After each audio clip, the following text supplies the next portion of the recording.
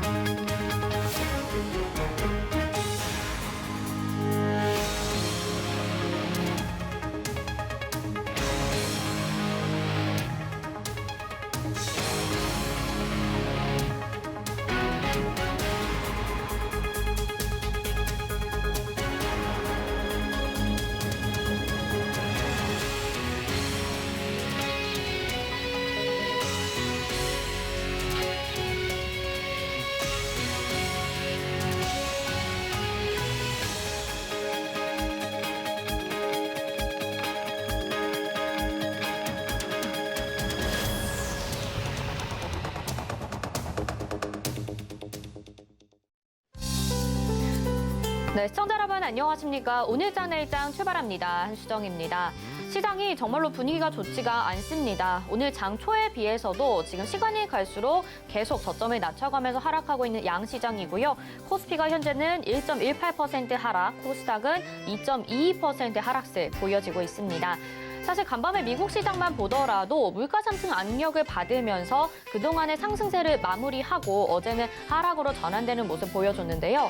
지금 미국 시장뿐만 아니라 유럽 그리고 글로벌 시장 전반적으로 다 파란불이 켜져 있는 상황입니다. 다시 한번 경기 악화에 대한 우려 그리고 투심 악화 이런 내용들이 시장에서 도드라지고 있는 상황인데요. 이런 가운데서도 오징어 게임 2 이런 후속작과 더불어서는 관련주들이 강세를 보여지고 있거든요. 정말 가는 종목들만이 간다라고 느껴지는 오늘 시장일 텐데 마지막 장 마감까지는 조금 더 전환이 되길 바라면서 오후장 전략 저희와 함께 세워보시기 바라겠습니다. 유튜브를 통해서도 참여 가능합니다. 유튜브 검색창에 서울경제TV 검색하시고요. 지금 방송 보시면서 방송과 관련된 궁금증, 또 시장과 관련된 궁금증 남겨주시면 저희가 반영해서 답변 도와드리도록 하겠습니다. 자, 그리고 서울경제TV 시크릿 강연회가 준비가 되어 있습니다. 이제는 직접 찾아가는데요. 일산에서, 의정부에서, 강원도 원주에서 12월 4일을 시작으로 진행이 됩니다. 노란톡 오픈 채팅방에 서울경제TV 시크릿 강연회 이렇게 검색하셔서 입장하실 수도 있고요. 아니면 옆에 QR코드 보이시죠? 휴대폰으로 찍고 입장 간편하게 가능하니까요. 또 다른 문의사항 있으신 분들은 샵 0082번으로 문의 남겨주시기 바라겠습니다. 네, 본 방송에서 제공해드리는 정보는 투자 판단에 대한 조언입니다. 해당 종목의 가치와 수익률 보장해드리지 않는다는 점 참고하시길 바라겠고요. 저희 서울경제TV 전문위원 및 패널을 사칭한 1대1 유사 추진 행위가 성행하고 있습니다. 저희는 대표 번호로만 운영하고 있고 개인 휴대폰 번호는 아니니까요. 혹시라도 의심되는 연락 받으신 분들은 아래 번호로 전화 주시기 바라겠습니다. 또 저희 서울경제TV와 서울경제신문은 당사의 브랜드입니다. 서울경제증권TV와는 무관합니다. 기타 유사 명칭에 주의하시기 바랍니다. 자, 그러면 오늘 시장 자세히 들여다보도록 하겠습니다. 실시간 검색어 상위 종목과 서울경제 특징주까지 이 시각 시황 브리핑 김혜연 캐스터가 전해드립니다. 안녕하십니까. 캐스터 김혜연입니다. 간밤 미증시는 인플레이션에 대한 우려감이 커지면서 3대 지수 모두 하락 마감을 했습니다. 현재 이 시각 미 선물 지수도 약세 보이면서 국내 증시 양대 시장 모두 하락세 보여지고 있습니다. 다소 크게 빠지고 있는 모습인데요. 지수부터 확인해 보시죠. 코스피 지수 현재 1.22% 하락세 보여지고 있습니다. 하락하는 업종이 압도적으로 많다 보니까 또 체감하는 낙폭이 깊은데요. 현재 2,926포인트 선에서 거래되고 있습니다. 이어서 코스닥 지수 확인해 보시죠. 코스닥 지수 역시나 오늘 하락 출발하면서 오후 들어서 계속해서 저점 키워나가고 있는 모습입니다. 현재 이 시각에도 최저점 부근에서 움직이고 있는데요. 2.21% 밀려난 986포인트 선에서 거래되고 있습니다. 이어서 수급 상황 확인해 보시죠. 외국인이 그래도 매도폭 축소해주고 있습니다. 현재 71억 원 매도하고 있고요. 전일 매수 우위 보였던 기관이 하루 만에 매도로 전환을 했습니다. 현재 2,370억 원 매도 우위 보여지고 있습니다.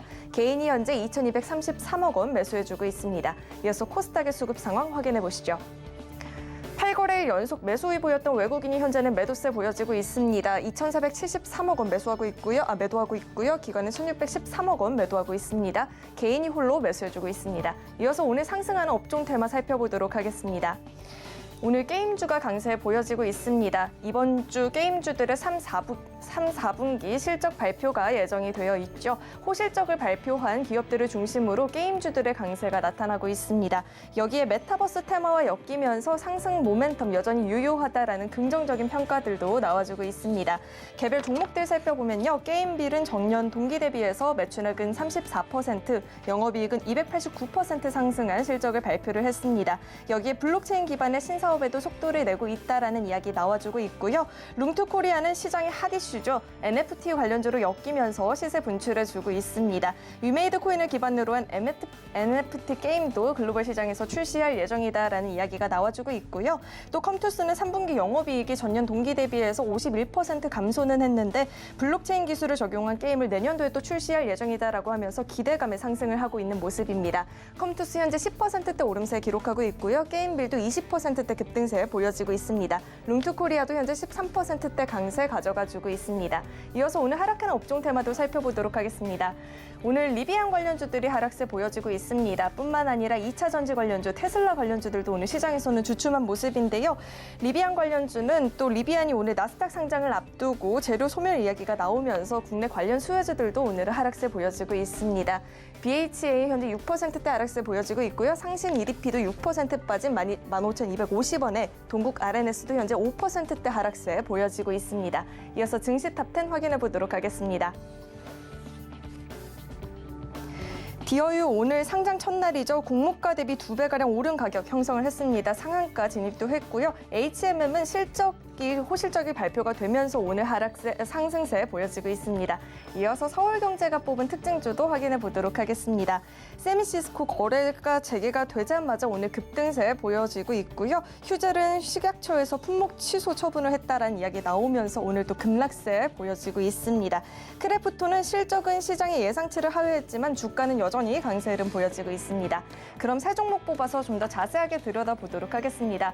첫 번째로 살펴볼 종목은 HMM이 있습니다. 하반기가 들어서면서 주가가 하락폭이 컸죠. 5월 달만 해도 5만 원대에서 거래가 됐던 HMM이 최근에는 2만 원대에서 거래가 되고 있는데요.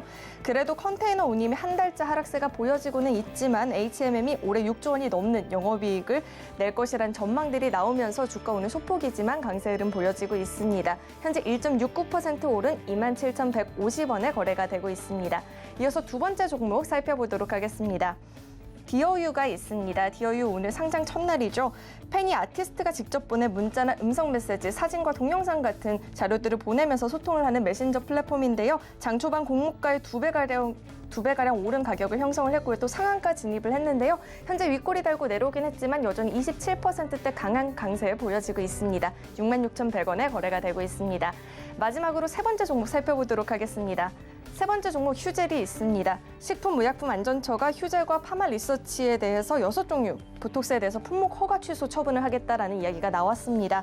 두 회사가 국가 출하 승인을 받지 않고 판매한 사실이 드러나면서 이런 조치를 취했다라고 하는데요. 이와 같은 소식이 전해지면서 휴젤이 오늘 장 초반부터 급락세 보여지고 있습니다. 현재도 19% 밀려나 14만 5,900원에 거래되고 있습니다. 지금까지 증시 탑10 확인해 봤습니다. 네, 이 시각 시황 브리핑 전해드렸습니다. 오늘 시가총액 상위 종목군들로 봤을 때도 코스피에서는 1위부터 10위까지 모두 파란불이 들어와 있습니다. 그리고 코스닥에서는 셀트리온 그룹주들만이 빨간불 켜고 있는 상황인데요. 객장 상황 연결해서 좀 더 자세하게 이야기 나눠보도록 하겠습니다. 유한타증권 메가센터 분당점 백인범 과장 연결해 보도록 하겠습니다. 과장님 안녕하십니까? 네, 안녕하십니까? 네, 시장 상황 좀 좋지 않은데요. 먼저 객장 상황 좀 들어볼까요?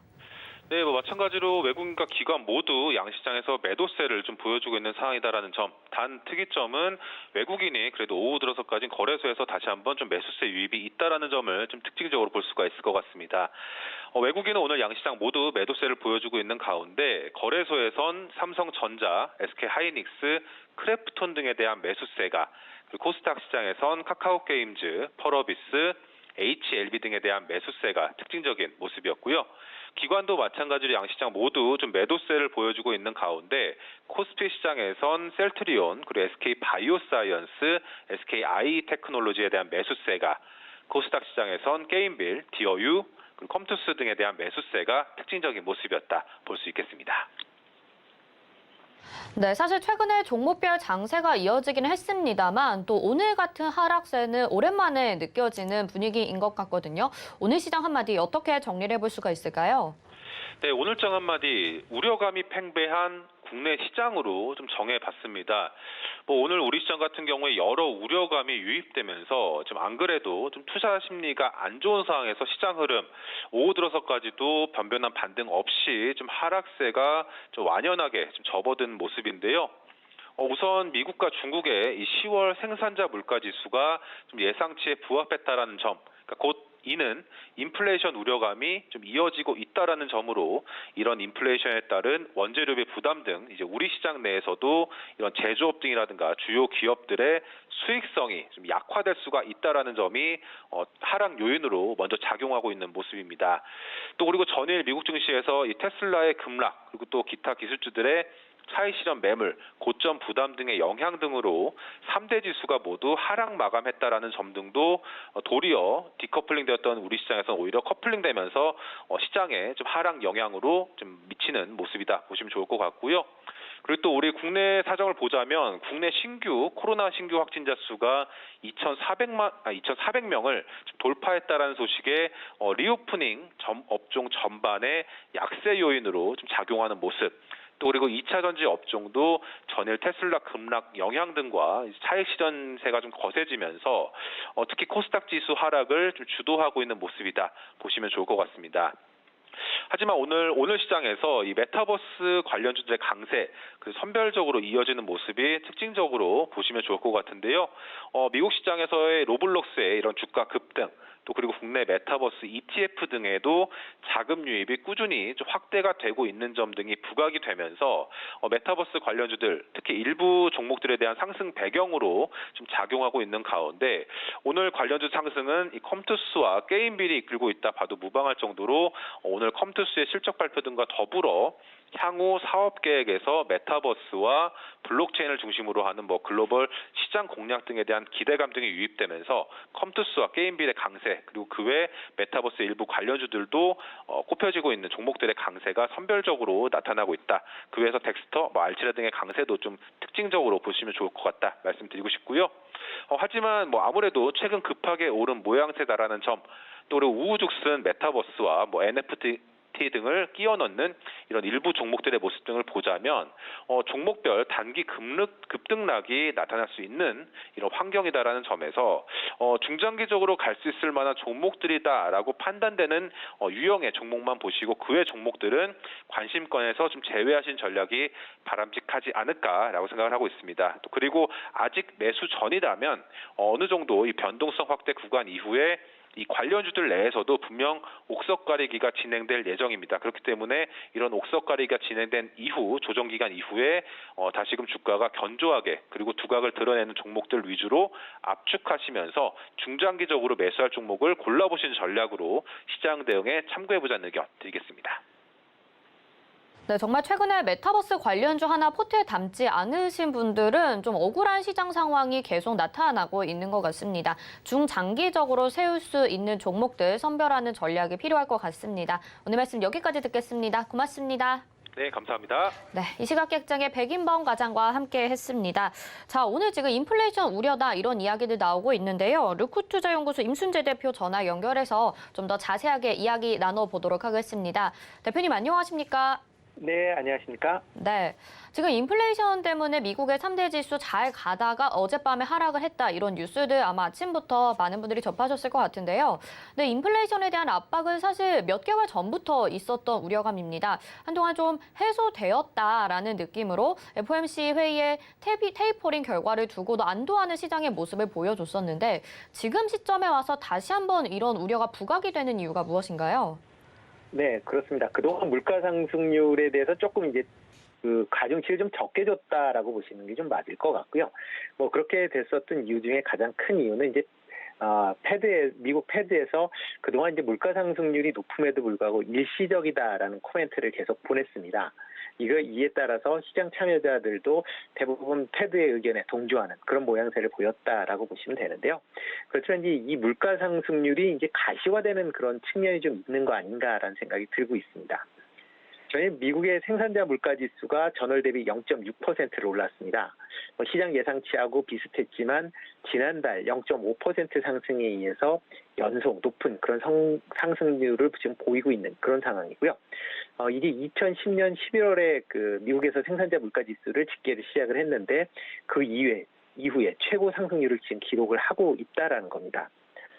이렇게 이제 물가 상승률이 높게 계속 지속이 되다 보니까 기존에 패드가 바라보고 있는 시장 전망이 좀 다른 과는 좀 다른 결과물이 계속 출현되다 보니까 패드에 대한 그 신뢰도가 조금 약화되는 거 아니냐라는 그런 얘기가 나오는 것 같습니다. 특히 이제 금일 밤에 이제 10월 소비자 물가 지수가 이제 발표가 될 예정인데요. 이 소비자 물가 지수가 과연 높게 나온다라고 하게 되면 기존에 패드가 얘기했었던 일시적인 물가 상승률이 아니라 어떻게 보면 좀 더 시기적으로 좀 지속이 되는 그런 물가 상승률이 될 수밖에 없는 그런 상황이고요. 그러다 보면 지금 11월부터 테이퍼링을 실시한다라고 지금 얘기를 했는데 그 테이퍼링에 관련된 속도가 좀 더 빨라질 수도 있고요. 또 내년 가을 이후에 지금 금리 인상을 예상을 하고 있는데 이 금리 인상 시기도 좀 앞으로 당겨질 수도 있지 않느냐라는 게 지금 시장에서 좀 악영향을 미친 거 아닌가 싶습니다. 네, 지금 패드에 대한 신뢰가 좀 하락하고 있다라는 말씀을 해주셨는데 여기에 대해서 지금 국내 시장은 외국인들의 매도세가 연일 지금 지속이 되고 있습니다. 지난번에 글로벌 금융위기 여파가 남았었던 2009년 6월에 비해서도 최저 수준 기록하고 있다고 하는데요. 미 증시 하락 그리고 외국인들의 매도 러시 이런 것들이 이어졌을 때 지금 안 그래도 미국 시장과 국내 시장과의 디커플링 현상이 나타나고 있잖아요. 국내 시장에 미치는 영향 어느 정도 클 것으로 예상하시나요? 네, 그렇습니다. 10월 달 외국인 지금 순매도세가 이제 3조 3천억을 기록을 했고요. 올해만 10월까지만 해도 지금 31조의 이제 외국인 순매도 규모를 지금 기록을 하고 있습니다. 이렇게 이제 외국인이 순매도를 많이 보이는 이유 중에 하나는 국내 산업 구조와 미국의 산업 구조의 차이가 아닌가라는 생각이 좀 들고 있습니다. 국내 기업들은 이제 중간 제조업 중심으로 되다 보니까 일단 원자재가 올라간다라고 해도 최종적으로 그 생산 업체의 납품가를 협의하게 되어 있습니다. 그러다 보니까 납품가 상승이 제한이 되고요. 그러다 보니까 기업 실적이 좀 나빠지는 그런 이제 효과를 보이는 데 비해서 미국 같은 경우에는 이제 원가 상승분을 제품 가격 인상으로 하면서 소비자에게 바로 전가하는 그런 구조입니다. 그렇기 때문에 최근 발표되고 있는 미국 기업의 3분기 실적이 상당히 좋은 이유 중에 하나가 제품 가격 인상에 따른 실적 호조가 상당한 부분을 차지한다라고 보시면 될 것 같습니다. 이러한 그 디커플링은 아마 그 공급망 혼란이 지속이 된다라고 하게 되면 좀 더 이어지지 않을까라는 생각이 들고 있습니다. 특히 이제 중간재 공급 기업 입장에서 보면 좀 더 악영향을 미칠 걸로 그렇게 예상이 되고 있고요. 아마 외국인 입장에서 보면 지금같이 공급망이 불안한다라고 하게 되면 향후 우리 기업의 수익성이 악화될 가능성이 좀 높아진다라고 보는 것 같고요. 이렇게 공급망이 안정이 될 때까지 외국인 매도세는 좀 더 이어질 수도 있지 않을까라는 생각을 해봅니다. 일단은 공급망이 안정되어야 물가도 좀 잡히고 국내 시장에 미치는 영향도 좀 적어질 것으로 예상이 됩니다. 자, 이어서는요, MSCI 편입에 대해서 좀 이야기를 나눠보려고 합니다. 이 정기 변경 결과가 12일이죠. 또 얼마 남지 않은 상황인데 MSCI 지수는 무엇이고 또 투자에 있어서 중요한 이유 뭐라고 봐야 될까요? 네, MSCI 지수는 이제 미국계 연기금 자금이 이제 벤치마킹 지수라고 합니다. 보통 연기금이 이제 투자를 하게 되는데 그 투자를 잘했는지 못했는지를 판단하는 지표가 이런 벤치마킹 지수인데요. 이런 지수를 만드는 게 MSCI 지수고요. 우리나라 같은 경우는 이제 MSCI 신흥 지수에 편입이 되어 있습니다. 중국이나 대만, 인도, 브라질하고 이제 같은 그룹에 있다라고 보시면 될 것 같고요. 최근에 이제 MSCI 선진 지수 편입에 대한 얘기가 이제 잠깐 나왔습니다. 국내 경제 규모가 세계 10위권이고 증시의 시가총액 규모로도 세계 13위권이기 때문에 MSCI 편입은 충분히 가능한 그런 여건이긴 하지만 현재의 국내에 갖고 있는 여러 제도적인 문제 때문에 지금 MSCI 지수에 편입이 안 되고 있다라고 보시면 될 것 같습니다. 대표적으로 이제 워낙 역외 시장 개설 문제인데요. 우리나라가 이제 IMF 금융위기를 한번 겪었기 때문에 이렇게 이제 원화의 역외 시장의 개설 문제에 대해서 상당히 좀 민감하게 반응을 한다라고 보시면 되고요. 그러다 보니까 이게 MSCI 선진국 지수 편입은 아마 좀 쉽기는 좀 어렵지 않을까라는 생각이 들고 있습니다. 또 그리고 최근 이제 MSCI가 지수가 이제 변하면서 MSCI 그 EM 지수라고 하는 이머징 마켓 지수의 한국 비중이 계속 좀 줄어들고 있습니다. 중국 기업들의 경제 규모가 커지면서 중국 기업은 뭐 증가를 하는 데 비해서 뭐 우리나라 같은 경우에는 지금 2018년도에 15% 비중이었다가 뭐 지금 한 12% 중반대 수준으로 많이 좀 떨어졌다라고 보시면 될 것 같고요. 그러다 보니까 이제 외국인 입장에서 보면 투자하는 규모도 좀 줄어들 수밖에 없다라고 보시면 될 것 같습니다. 일단 11월 12일 날 지금 MSCI 반기 리뷰가 예정이 되어 있습니다. 그래서 어떤 종목을 편입을 하고 편출을 할 건지를 결정을 하고요. 실질적으로 리밸런싱은 11월 말 기준으로 변경이 된다라고 보시면 될 것 같습니다. MSCI 지수가 변경이 된다라고 하게 되면 연기금이나 ETF 같이 지수를 추종하고 있는 그런 부 쪽에서 아마 종목을 교체하게 될 것 같고요.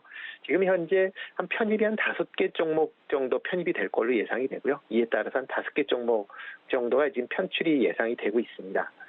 편입 종목을 본다, 예상되는 종목을 본다라고 하게 되면 뭐 LNF나 클래프턴, FNF, 카카오 게임즈, 일진 머티리얼즈가 지금 이렇게 보인다라는 거고요. 이렇게 이제 그 편입이 결정이 된다라고 하게 되면 편입 결정되는 시점에서 한 달 동안은 비교적 좋은 수익률을 좀 기록을 했습니다. 과거 이제 2015년 이후에 본다라고 하게 되면 편입 시점에서 1개월 동안 평균 7%의 수익률을 기록을 했기 때문에요. 아마 근본도 비교적 해당 종목에 뭐 단기 상승은 좀 가능하지 않을까라는 생각을 해보고 있습니다. 다만 해당 종목이 뭐 다른 이슈 때문에 최근 좀 급등했었던 측면은 있으니까 투자할 때는 조금 유의하시는 게 어떨까 싶습니다. 네, MSCI 선진 지수에 따라서 외국인들의 수급도 어느 정도 나아질 것이다 이렇게 예상을 해볼 수가 있을 것 같습니다. 종목들도 말씀을 해주셨는데 그렇게 된다면 지금 부족한 외국인들의 수급 더 들어올 수 있는 여건이 될 수 있을지 터닝 포인트가 될 수 있을지도 궁금하거든요. 대표님 어떻게 보시나요? 네, 일단 뭐 MSCI 반기 리뷰에서는 뭐 큰 영향은 없을 겁니다. 해당 종목 중심으로만 아마 편입이 될 거로 이제 예상이 되고 있고요. 만약 MSCI 선진 지수에 편입이 된다라고 하게 되면 뭐 외국인의 자금 유입은 충분히 가능할 거다라고 생각을 합니다. 다만 이렇게 편입을 하기 위해서는 절차라는 게 이제 있어야 되는 거고요. 그러기 위해서는 최소한 2년 이상의 기간이 아마 소요가 될 거기 때문에 지금 당장은 조금 선진 지수 편입 여부에 따라 주가가 외국인이 들어오는 것을 기대하기는 조금 무리 아닌가 싶습니다. 네, 오늘 말씀 여기까지 듣겠습니다. 고맙습니다. 네, 고맙습니다. 네, 지금까지 루크투자연구소 임순재 대표와 함께 이야기 나눠봤습니다. 이어서 이슈 칼럼으로 이어집니다.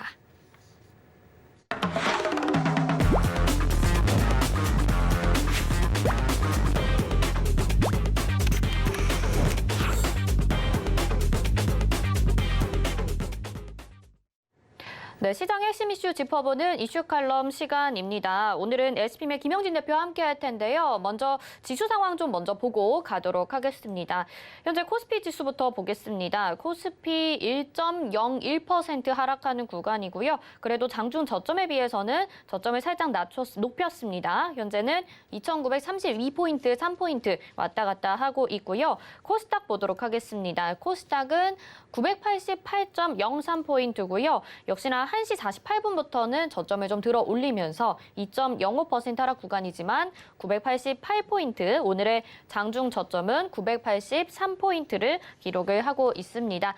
지수 상황 잠깐 살펴봤고요. 외국인들의 수급이 지금 코스닥 시장에서, 코스피 시장에서 조금씩 들어와 주고 있으니까요. 마감 때는 조금 더 회복할 수 있을지 기다려봐야 될 것 같습니다. 자, 그러면 시장 이슈 짚어보기 위해서 SPM의 김영진 대표님 전화 연결해보도록 하겠습니다. 대표님 안녕하십니까? 예, 안녕하십니까? 네, 지금 시장 분위기가 좋지가 않아서 먼저 분위기를 좀 살펴보고 왔습니다. 사실 FOMC 회의 이후에도 미국 시장 같은 경우에는 계속 상승 추세를 이어갔었는데 간밤에 좀 조정을 받기 시작했었어요. 테이퍼링 이후에 뭐 금리 인상 이런 부분들을 생각을 한다면 강세가 지속될 것이다 이런 전망들도 있었는데요. 지금 상황에서는 시장을 어떻게 바라봐야 될까요? 네, 오늘 조정을 받으니까 아무래도 좀 우리 시장은 부담이 된다 이렇게 말씀을 드려야 될 것 같고요. 그런데 이제 뒷부분에서 다시 말씀을 드리겠지만 개선 요인도 있으니까 한번 다시 살펴보도록 하고요. 그리고 예전에 방금 전에 말씀하셨듯이 미국 시장도 올라가다가 좀 조정을 받는 듯한 그런 모습을 보이고 있다 이렇게 말씀하셨는데 전에도 말씀을 드렸지만 그 FOMC 회의 이전에 올라간 게 너무 컸었고 기술적 분석상 단기 목표치가 다가왔다. 이 점도 살펴봐야 됩니다. 그렇기 때문에 단기 목표치에 걸려서 조정을 받는다라고 한다면 그것을 나쁘게 볼 필요는 없을 것 같다. 이렇게 말씀을 드리겠고 전체적으로 흐름 한번 다시 살펴보면은요. 자산시장 쪽을 놓고 봤을 때는 이제 금리 인상까지도 시장에 이제 반영을 하기 시작했다. 이렇게 볼 필요가 있어 보입니다. 그것이 주식시장 쪽하고 채권시장 양쪽에서 다 나타나고 있습니다. 그래서 그것부터 먼저 말씀을 드리고 시작을 하겠습니다. 이 금리에 민감한 자산시장들이 이제 앞서서 상승을 하기 시작했다. 이거를 보자는 것입니다. 우리나라에서도 이 중소형주 쪽에 관심이 많다 보니까 미국 쪽의 중소형주 지수 러셀 2000에 대해서 11월 초부터 뭐 이렇게 분석 자료들이 나왔습니다. 제가 말씀드리고자 하는 것은 그거하고는 약간 좀 차이가 있는 내용입니다. 그림 먼저 보시면은 이 나스닥하고 러셀 2000의 지수 움직임 자체를 보시면은 제가 까맣게 박스로 쳐놓은 구간이 금리 쪽이 좀 시장을 압박하는 그런 구간이었다 이렇게 볼 수가 있는데 나스닥 같은 경우도 올라가다가 하락을 하고 뭐 하는 그런 등락 과정이 보입니다. 계속 일사천리로 올라온 게 아니거든요. 보통 우리가 4월과 8월을 기점으로 해가지고 나스닥의 흐름이 좀 달라졌다 우리가 이렇게 인식을 하니까요. 그런데 아래쪽에 있는 러셀 2000 그래프를 보시면은 그냥 2021년 초반에 한 분기 정도, 1분기 정도 올라가고 그 옆으로는 계속 옆으로 가고 있는 게 보이죠. 그러니까 시세 자체가 마치 무슨 우리 코스피가 박스피 이렇게 흘러가듯이 계속 옆으로 가는 모습입니다. 미국에도 이런 지수가 있다라는 겁니다. 그러니까 이렇게 금리의 영향을 받고 금리 상승을 하면 좀 약한 시장. 그러니까 중소형주가 중소기업들이 보통 자금 조달하는데 대형 기업들보다는 좀 불리하니까 금리의 영향을 받으면 좀 안 좋게 흘러가죠. 그래서 상대적으로 금리 상승에 약하던 그런 시장들이 테이퍼링이 확정이 되면서 상대적인 강세를 나타냈다 이렇게 보면 되겠죠. 그래서 아래쪽에 있는 러셀 2000 같은 경우는 이 테이퍼링 확정되면서 탄력을 많이 받는 거죠. 지금 이거 사자는 얘기 아닙니다. 단기적으로 너무 많이 올랐습니다. 그러니까 지금 저 박스권 안에 있었던 시세에서 시세 분출을 못하다가 최근에 오름폭을 다 회복을 했습니다. 그러니까 저 박스권 안에서 나스닥 오르지 못했던 나스닥보다 오르지 못했었던 부분을 한꺼번에 올랐기 때문에 지금부터 접근을 하시려면 조정을 좀 기다리시는 게 낫고 제가 전에도 말씀을 드렸지만 FOMC 회의 이전에 올랐기 때문에 그 이후에 추가 상승을 하다가는 반락에 걸릴 수가 있기 때문에 반락에서 좀 관심을 가지자 이렇게 말씀을 드리겠고 우리나라도 중소형주가 연말 가면은 좀 시세를 낼 확률이 높습니다. 그것이 이제 연말에 계절적 요인도 있고 하니까요. 그래서 이런 금리 상승이 시장에 반영이 된 측면하고 또 연말의 계절적 요인들을 감안하면은 우리 시장도 그렇고 미국 시장도 그렇고 어느 정도 중소형주 쪽에 관심을 가질 필요가 있겠다 이렇게 말씀을 드리겠고 이렇게 뭐 종목이나 기업들에 대한 접근 방법을 얘기하자는 것이 아니라 전체적으로 이 자산 시장이 금리 상승에 적응하기 시작했다는 말씀을 드리고자 하는 것입니다. 그러니까 테이퍼링 지나면 금리 인상이 나올 테니까 시장이 두렵다. 내년에 시장에 금리 인상이 악영향을 미칠 것이다. 라고 생각들을 하시는데 실제로 놓고 보면은 시장은 벌써 사람들이 생각하는 것보다 한 발 먼저 적응하기 시작하고 있다. 마치 테이퍼링을 먼저 적응을 해서 테이퍼링이 막상 나타나면은 시장이 조용하고 반등을 하는 것과 거의 비슷하다 이렇게 보시면 되겠습니다. 두 번째로 이제 채권 시장 보겠습니다. 채권 시장도 강세 전환이 나타나고 있는데 아까 말씀드린 게 4월에 한 번, 또 8월에 한 번 이렇게 반전을 거쳤죠. 한번 그림 보면서 말씀을 드리겠습니다. 오늘 두 번째 그림인데요. 미국 10년 만기 국채 선물 이 흐름이 상승 추세 전환했다는 점, 이 점을 보고 싶은 것입니다. 제가 계속 업데이트를 하다가 이 빨간색 업데이트를 한 이후에는 제가 업데이트를 안 했었죠. 이번에 업데이트 두 군데를 했습니다. 9월과 10월에 푸른색 구간요. 이제 거의 확정적이 돼버렸기 때문에, 그러니까 이번에 반전이 나타났기 때문에 이제 푸른색 선의 국채 입찰 기간에서는 안 좋았었던 영향을 표시를 한 겁니다. 푸른색 선으로 보면 안 좋았던 그 흐름, 그다음에 핑크색으로 보면 좋았던 흐름, 그리고 최근에 맨 오른쪽은 좋아지고 있는 흐름이다. 이렇게 보시면 되겠습니다. 그래서 테이퍼링 압박 이후에 마치 이 중간에 분홍색 구간처럼 4월부터 8월까지의 구간에서 채권 시장이 완화되는 그런 모습, 그 국면이 다시 재현되고 있다. 이렇게 보시면 되겠죠. 그때 저 4월부터 8월까지가 좋았었던 점은 주식시장도 좋았고 국채시장도 좋았고 하는 그런 흐름이었죠. 지금 막 그게 시작이 되고 있다라는 점을 생각을 해본다면 전체적인 자산시장 쪽으로 좀 긍정적인 요인이 나타나고 있지 않을까. 또 거기서 연장해서 이제 우리 시장도 연결을 하려고 합니다. 좀 이따 나중에 말씀드리겠습니다. 국채 입찰 시기에 이렇게 두드러지는 그런 시세 변화가 항상 나타났었는데 이제 긍정적으로 나타나고 있는 그 타이밍이 이번 주 월요일에 3년물 입찰이 있었습니다. 560억 불이요. 그리고 어제 10년물 380억 불 있었고요. 그리고 오늘 밤에 30년물 250억 불 있습니다. 제가 이 말씀 왜 드리는지 아시죠? 항상 이때마다 좀 글로벌 유동성 위축이 되면서 단기적으로는요. 그러면서 주식시장 조정 요인이 됐었단 말입니다. 미국 시장 많이 올라왔고 이런 거 유동성 위축 국면이 있으니까 이번 주 초에 조정받는 건 자연스럽게 볼 필요 있다라는 것이죠. 꼭지치고 무너진다 이런 걱정할 필요는 없습니다. 우리 시장이 하락한다고 해서 미국 시장이 하락하는 거 아닙니다. 여기서 따져본다라고 하는 것은 이 아까 방금 드린 오늘 밤 기준으로 놓고 보면 380억 불 정도가 되는데 여기서부터 이제 테이퍼링이 거의 수치가 반영이 되기 시작할 것입니다. 아마 이 테이퍼링은 추후에 패드의 자산 증가 추이를 다시 점검을 하면서 따져봐야지 정확할 텐데 재무부가 발행했었던 8월 달의 계획에 의하면은 이번 주 진행되는 이 입찰부터 조금씩 줄어들게 되는 거거든요. 여기서 우리가 좀 착각하면 안 되는 것이 전체 발행량이 줄어들면서 유동성을 압박하는 게 아니라는 점입니다. 증가는 계속됩니다. 그러니까 예를 들어서 예전 전분기 대비 이제 이번 분기의 발행량을 이렇게 추산을 해가지고 늘었냐 줄었냐 이렇게 따지는데 만약에 예전에는 전분기 대비 10억 불씩 늘어났다. 근데 이번에는 5억 불만 늘어났다. 그러면 이게 줄어든 게 아니잖아요. 늘어나는 게 줄어든 거지 전체적으로 유동성이 감소되는 게 아니라는 점을 보셔야 돼요. 좀 이따가 다시 그래프로 말씀을 드리겠습니다.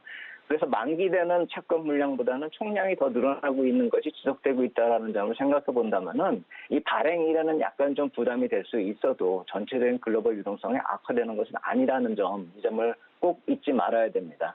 이 테이퍼링이 악화되는 요인, 자산시장을 악화되는 요인으로 등장되는 게 아직 아니라는 점을 말씀을 드리는 것입니다.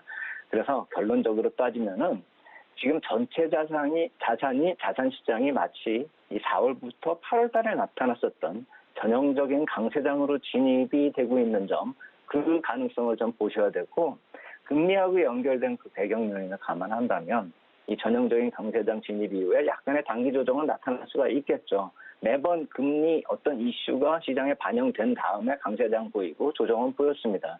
그것이 일주일이 될지 며칠이 될지 그것을 좀 가늠할 필요는 있어 보이지만 기술적으로 단기 상승 목표에 도달했기 때문에 조정 보인다 자연스럽게 볼 필요 있어 보이고 아까 말씀드린 러셀 2000 같은 경우의 흐름은 조정을 지난 다음에 연말 랠리 가능성도 있다라는 점, 그러니까 계절적 요인과 더불어서 경기 흐름이 개선이 되고 또 중소형주가 좀 상대적으로 부각되는 그런 시즌이라는 점을 생각을 해본다면 이쪽도 동반해서 우리가 좀 관심을 가질 필요 있겠다.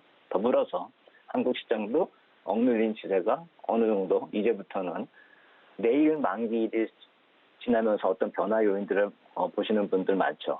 저도 그 의견에 한번 동의한다 이 말씀을 드리고 싶어요. 왜냐하면은 그동안의 파생상품 시장이 억눌림을 만들었던 것이 사실이기 때문에 이번 포지션 바뀌면서 한번 11월 12일 만기 이후부터는 한번 좀 변화될 수 있는 가능성을 한번 따져볼 필요 있겠다 이렇게 말씀을 드리겠습니다. 지금 단기적으로는 조정이 나타나고 있지만 시장에서의 금리 인상에 대한 우려는 해소가 된 상황이고요. 테이퍼링이 충격이 좀 덜하면서 자산 시장에 이제 좀 긍정적인 면이 나타날 것이다. 중소형주들의 상승을 좀 예상을 해볼 수가 있었던 것 같습니다. 자, 그러면 지난주에 공개됐었던 국채 발행 관련해서 또 이번에 확정되는 1분기, 내년 1분기 국채 발행과 관련해서 시장에 미치는 영향은 또 어떨지도 궁금하거든요. 어떻게 전망하시나요? 네, 그래서 간단히 말씀을 드리겠습니다. 그림으로 그리면 아까 제가 말씀드린 거가 눈으로 확인이 되면 좀 쉽게 이해가 가실 것 같습니다. 그래서 재무부에서 공개한 수치를 제가 그래프로 만든 겁니다. 보시면은 까만 박스권 보세요. 이게 팬데믹 구간 이후부터거든요. 확 키를 키운 다음부터 원래 좀 확 줄어든 거죠. 2분기는 원래 계절적으로 저긴 좀 2분기는 원래 좀 줄어듭니다. 3분기도 원래 1, 2분기보다 좀 줄어듭니다. 근데 4분기나 아니면 맨 오른쪽에 내년 1분기는 보통 전분기의 3, 4분기보다 좀 늘어나는 게 맞는데 지금 그게 2, 3분기보다 4분기하고 그 다음에 1분기가 늘어나는 게 맞는데 지금 계속 감소 추세로 들어가고 있잖아요. 아까 말씀드렸듯이 이거 발행 물량 증가치가 감소되고 있는 겁니다. 저 막대기가 위로 있는 거는 계속 발행 물량이 증가된다라는 뜻이기 때문에 유동성이 감소한다라고 보시면 안 되는 겁니다. 그래서 보시면은 1분기에 중장기물이 5,068억 불이 증가를 하고 단기물이 308억 불이 감소가 됩니다. 그래서 전체적으로 놓고 보면 4,760억 불이 내년 1분기에 발행이 되거든요. 그래서 올해 3분기 저 키가 좀 많이 줄어들었다라고 생각이 되는, 그러니까 팬데믹 당시 때보다는 좀 발행량이 줄어들었다라고 봐야 되는 3분기에도 무려 8천억 불이었고, 그 다음에 지금 4분기에도 7천억 불을 증가되는 그 물량으로 발행이 되고 있는데, 그거보다 좀 많이 줄어든다라는 것이죠. 제가 이 말씀을 왜 드리냐면, 페드가 테이퍼링을 해가지고 시장 개입이 줄어든다라고 하더라도 미 국채 발행 순증 물량이 점차 감소하고 있다라고 한다면 시장엔 부담은 안 되고 오히려 유동성은 계속 유지되는 그 효과를 봐야 된다는 것입니다. 그래서 정책적으로 변화되는 것이 그다지 큰 무리가 아니라는 점. 그리고 저 표에서 보시면 2018년, 2020년 1분기에 제가 빨간색으로 표시를 했는데 그때보다는 아직 많습니다. 그렇기 때문에 걱정할 단계 아니고 지속되는 통화량이 증가되고 있다라는 그 그림, 오늘의 마지막 그림 한번 보여드리겠습니다. 세인트루이스 패드에서 내보낸 유동성 M2하고 더불어서 그 재정 적자의 그 비율을 그대로 나타낸 표, 아마 제가 한 2주 전쯤에 보여드렸는데 다시 한번 업데이트된 걸 가져왔는데 여기 아까 보신 막대기가 막 높이 올라간 그 구간은 저 2020년에 급상승하는 곳이고 지금 저 발행량이 좀 줄어든다라고 했기 때문에 2018년, 2019년 구간 같은 기울기가 옆으로 갈 겁니다. 그렇게 된다라고 한다면 우리 2018년에서 2020년 구간으로 가서 생각을 해보세요. 그때도 저금리였고 그때도 유동성 장세였고 유동성의 이런 흐름 때문에 시장이 올라간다 이렇게 믿고 있었던 사람들 많았습니다. 실제는 펀드멘탈 장세였는데 지금도 유동성이 줄어들고 지금 테이퍼링이 시작이 되면 꺾인다 이렇게 생각하시는 분들이 있을지 모르겠는데 2018년부터 2020년에 통화량 증가하고 거의 유사하게 흐름이 흘러가고 있다라고 생각을 해본다면 제가 계속 말씀을 드리는 2018년부터 2020년의 장세가 재현될 가능성 점점 높아지고 있다 이렇게 말씀을 드리겠습니다. 네, 그렇게 본다면 우리 시장도 좀 나아질 수 있을지 궁금합니다. 대표님 짧게 말씀 좀 부탁드릴게요. 네, 우리 시장 아까 말씀드렸듯이 억눌린 그 시세 분출 한 번에 분출이 될 가능성이 많습니다. 시세 연속성은 좀 가능성이 낮지만 한 단계 지수가 레벨업 될 가능성이 11월 후반부에서 한번 찾아볼 필요가 있는데 두 가지 요인입니다. 달러 흐름이 박스권의 갇힘으로 인해 가지고 채권 시장 안정과 더불어서 달러도 안정된 흐름으로 가면 이머징 마켓에 대한 부담 많이 줄어들 겁니다. 그리고 또 하나 EMBI 스프레드로 놓고 보면은 지금 이머징 채권 지수 더 악화되지 않을 것 같습니다. 반등하고 있습니다. 여기 좀 더 강하게 반등하고 미국 채권 지수 약간만 내려온다라고 한다면 외국인 매수세도 유입될 수 있습니다. 따라서 연말로 가면 갈수록 긍정적인 요인이 부각될 가능성 우리가 좀 지켜볼 필요 있겠다 이렇게 말씀을 드리겠습니다. 네, 대표님 말씀처럼 국내 시장도 얼른 더 큰 반등이 나오길 기대를 해보도록 하겠습니다. 오늘 말씀 여기까지 듣겠습니다. 고맙습니다. 감사합니다. 네, SBM의 김영진 대표와 함께했고요. 이어서 내일의 붐으로 이어집니다.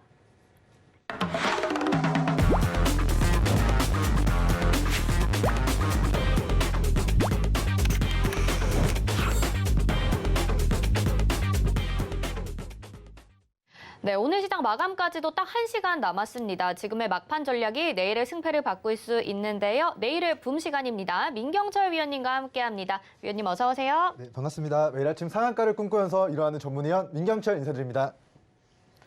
네, 진짜 지금까지도 상승률 굉장히 좋은데 그러면 오늘의 종목들 운영 원칙부터 종목 포트폴리오 그리고 힌트까지 바로 알아보도록 하겠습니다.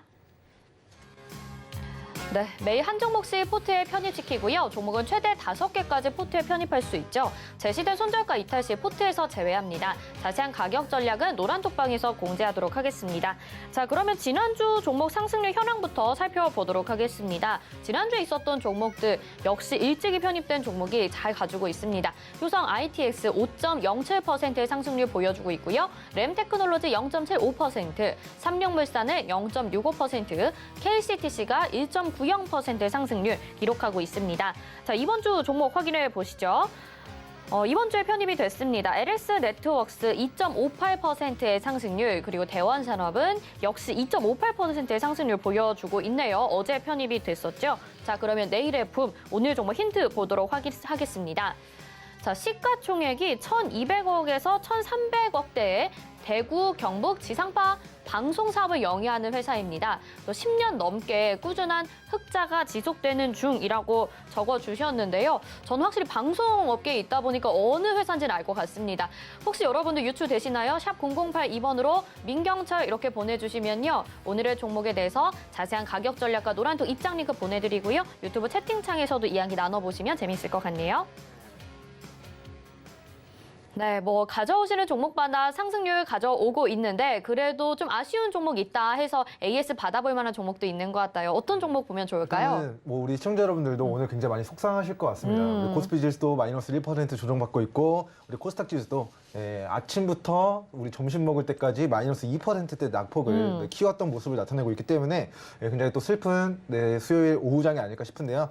일단 저는 지수가 빠져서 슬프다라기보다는 네. 우리 내일의 붐 코너에서 소개시켜드린 종목들이 지수가 빠지면서 조정받는 게 너무 지금 마음이 아픕니다. 그래서 제 마음이 좀 네. 속상한데 우리 시청자 여러분들의 오늘의 마음도 좀 속상하실 것 같아서 제가 AS 종목도 준비했으니까요. 네, 오늘 말씀드리는 종목들의 추가 대응이라기보다는 우리 대응 전략에 대한 부분들 다시 한번 정립해 나가시면 좋을 것 같고요. 네. 주식시장에서는 끝까지 살아남는 자가 승리한다라는 우리 격언이 있습니다. 폭락장이 오더라도 잘 이겨내시는 것만이 우리 앞으로의 지수 상승 구간에서 더 큰 수익과 행복을 챙길 수 있는 전략이 될 수 있으니까 일단은 최악의 경우 손절을 하든가 아니면은 추가 대응을 하든가에 대한 부분들에 대한 결단이 필요할 텐데 네. 그런 이제 결단해야 되는 시점이 오면은 제가 방송 중 AS 혹은 노랑톡에서 다 지시를 해드릴 거니까 끝까지 잘 승리할 때까지 잘 이겨내시면 좋을 것 같습니다. 자, 일단은 제가 우리 시청자 여러분들 위해서 AS 해드릴 종목은 KCTC라는 종목입니다. 네네. 우리 차트 보면서 우리 설명드리도록 하겠습니다. 자, 먼저 우리 본 종목을 우리가 종가에 우리 지난주 금요일이었던 것 같습니다. 자, 거래대금 동반하면서 주요 매물 구간을 뚫어낸 종가에 공략을 하고요. 다음 날 그리고 다다음 날 어제까지 장중 7,490원까지 우리가 매수한 가격 대비 1% 정도의 상승이 나왔던 종목인데 자, 오늘 지수가 마이너스 2%대 급락하면서 우리 KCTC 종목도 네. 마이너스 6%가 넘는 좀 하락 변동폭을 좀 보이고 있는 것 같습니다. 자, 어찌됐건 우리가 1% 정도 1%도 소중한 상승률이지만 아직까지 만족할 만한 수익을 주지 않고 조정 구간으로 지금 접어들고 있는 상황이기 때문에 자, 제가 제시해드렸던 주요 가격 라인 6,400원에 대한 매매 전략 제시해드리겠습니다. 자, 우리 장대양봉 기록하고 바닥에서 대량의 매기가 유입된 이후에 차트를 확대해서 보시면요. 자, 우리가 6,400원 라인을 계속해서 근 2주, 3주 동안 저점으로 해서 계속해서 우리 가격대를 지지해주고 주가를 7,700원까지 또 끌어올렸던 과거력이 있었던 구간들입니다. 그렇기 때문에 현재 이 6,400원 라인이 저는 아주 강력한 지지 라인으로 보고 있기 때문에 우리 기존에 우리 KCTC 보유하고 계신 분들은요, 6,400원 구간 이탈하지 않을 시 홀딩, 그리고 오늘 방송 처음 보신 분들은 KCTC 더 좋은 저가 매수 기회를 주고 있다. 지수가 조정받고 있기 때문에 우리가 매수로 권고드렸던 가격보다 더 저렴한 가격에서 더 유리하게 매매할 수 있는 구간까지 좀 조정을 받은 상황이다라는 정리해 드리도록 하겠고요. 자, 본 종목이 만약에 특이사항 발생 시 실시간 대응은 노랑톡에서 끝까지 책임지고 진행하도록 하겠습니다.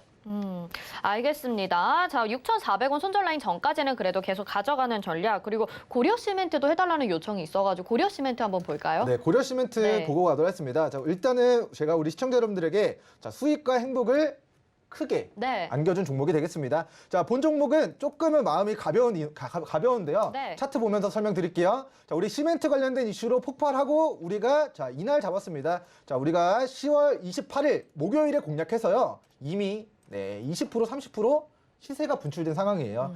자, 오늘도 지금 요소수발 그럼 물류 대란이 발생하게 되면은 우리 시멘트도 생산이 조금 차질이 생길 수 있다. 시멘트 운반하는 것도 요소수가 필요한데, 요소수 차량들이 필요한데 우리 시멘트 운반하는 그런 돌리는 뭐라고 할까요? 그 시멘트 트럭을 뭐라 하죠? 그 시멘트차, 시멘트차. 네, 우리 레미콘. 시멘트차 네. 운송도 마비가 될 수 있다는 우려 때문에 시멘트주도 네. 오늘 좀 시세가 좀 분출되는 것 같습니다. 자, 대선 앞두고 지금 계속해서 풍기현상들이 나타나고 있습니다. 일단은 우리 중국발, 우리 원자재, 수출 규제 이런 이슈들 때문에 마그네슘부터 요소수, 히토류 관련된 이슈들로 테마는 계속해서 돌고 도는데 네. 우리 고려시멘트도 우리 매수하고 좀 충분히 시세 나온 상황에서 본 종목은 밑으로 4,000원 가격대를 이탈하지 않는 선에서 자율적으로 추가 행복 챙겨 나가시면 좋을 것 같다. 이렇게 좀 간단하게 정리해 드리겠습니다. 네. 고려 시멘트는 수익 챙기신 분들도 있을 테니까요. 4,000원 구간까지는 계속 지켜보자 말씀해 주셨습니다. 자, 그러면 내일의 붐 종목 힌트 알아봤는데요. 투자 포인트 들어볼게요. 네, 일단 힌트 없이 바로 갈까요? 네, 네. 오늘 이제 준비한 자료 화면이 있어가지고 네네. 자, 우리 오늘의 종목 힌트를 먼저 좀 소개를 시켜드리도록 하겠습니다. 알겠습니다. 자, 일단 첫 번째 힌트는요, 우리 홍준표 관련주라는 힌트를 남겨드릴게요. 우리 홍준표 네. 후보가 낙마했습니다. 그래서 이 종목이 다음 힌트를 보시면 우리 고가 대비 마이너스 60% 3주 만에 폭락이 나왔어요. 네. 그래서 어떻게 보면은 정말 한 달도 안 되는 기간 동안 주가가 마이너스 60% 폭락했기 때문에 굉장한 공포 구간에 과매도 구간에 위치해 있는 종목이다라는 이야기 남겨드리고요. 자, 세 번째 힌트 드립니다. 자, 시가총액은 1,200억에서 1,300억 정도가 되는 대구 경북 지역의 방송 사업을 네. 영위하고 있는 업체고요. 자, 마지막 힌트 보겠습니다.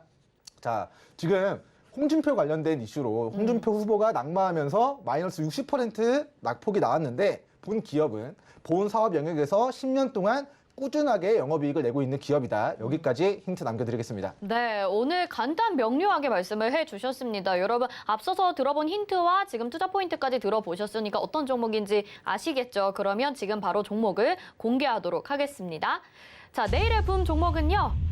TBC입니다. 코드 번호는 033830이고요. 그러면 가격 전략 들어봐야겠죠? 네, 일단 TBC 종목 차트 보면서 가격 전략 설명드리겠습니다. 네. 자, 일단은 제가 분석한 우리 TBC 종목의 이제 기업의 청산 가치라고 하겠습니다. 회사가 10년 동안 돈을 꾸준히 잘 벌고 있어요. 그래서 이에 따라서 기업 가치도 꾸준히 조금씩이지만 상승해 나가고 있고, 자, 홍준표 관련된 이슈로 단기간에 마이너스 60%라는 우리 낙폭을 보이긴 했지만 본 종목은 밑으로 손절가 1,180원 구간 안전벨트 착용하시고 네. 현재가 매수 유효하다, 종가 베팅 저가 매수 유효하다라는 이야기 남겨드리고요.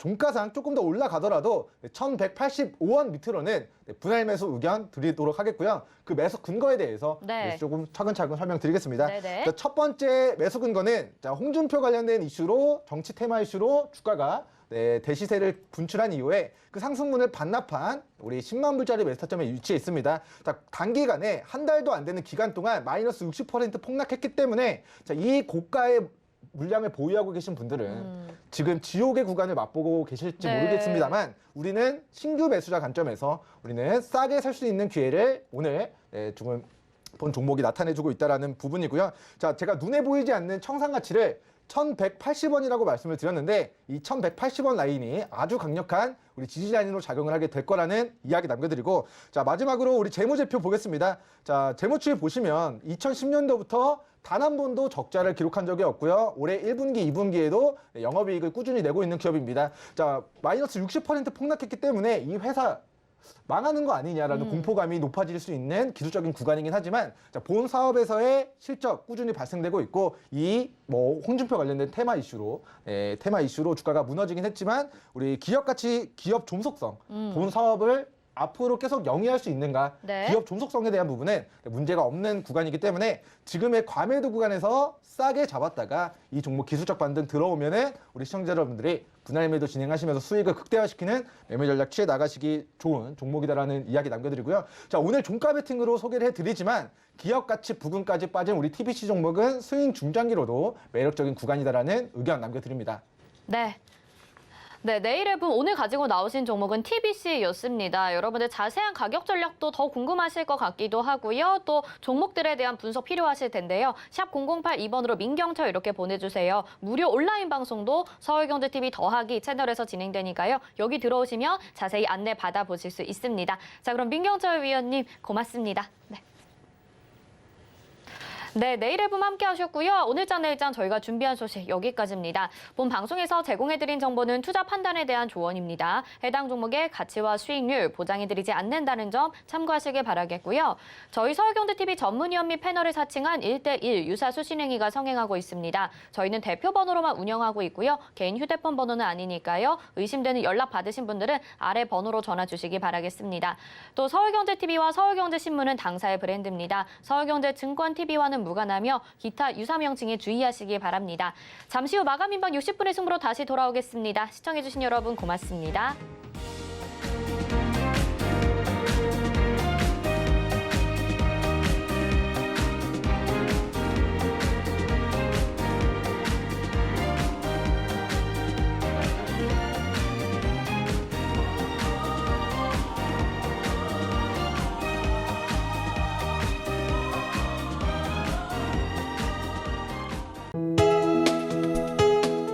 본 방송에서 제공하는 투자 정보는 투자 판단에 대한 조언입니다. 방송에서 제공하는 주식의 가치, 가격 상승 및 가격 하락에 대해서는 방송사에서 보장하지 않습니다.